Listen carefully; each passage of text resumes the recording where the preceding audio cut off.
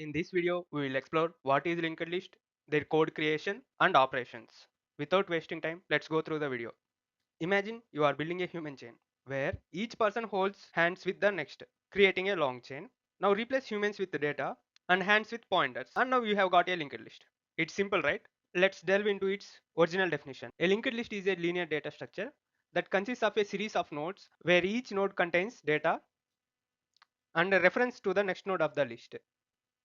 Here, this node typically consists of two parts, namely data and link, where this data part actually holds the information and the link part has reference address of the next node in the sequence.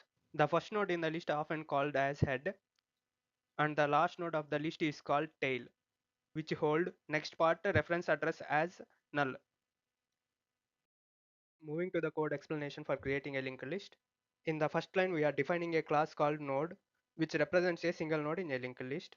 Inside the node class, we have a constructor method. It is called whenever you are creating a new linked list object. It takes two parameters, self and data, where this self keyword refers to the current object instance itself.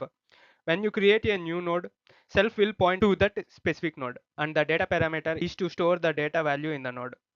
This line assigns the provided data to the data attribute of the node, and the next line initializes the next pointer to none, indicating it does not point to another node. This node class acts as a blueprint for creating individual nodes, each containing a data part and a reference part of the next node. Next, we define another class called a linked list, which represents the overall structure of the linked list, keeping track of the head, which is the first node of the linked list, and providing methods to add, remove, or traverse node within the list, which would be implemented in additional methods within the linked list class, which we cover in the later videos. Inside the linked list, we also have this constructor method, which is called whenever we create a new linked list object. In the next line, we initialize the head attribute, which will always point to the first node of the list.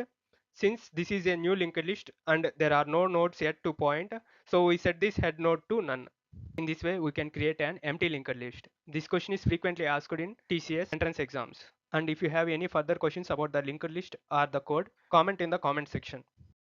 Now let's explore the operations we can perform on linked list. Here is a list of basic linked list operations that we will cover in this video. First, insertion. This adds a new element in the linked list. Deletion. From the name itself, we can tell it is used to remove the existing elements. Search is used to find a node in the linked list, and sort is to sort the nodes of the linked list. Finally, traversal is to access each and every element of the linked list. This is it for today's video. Thanks for watching.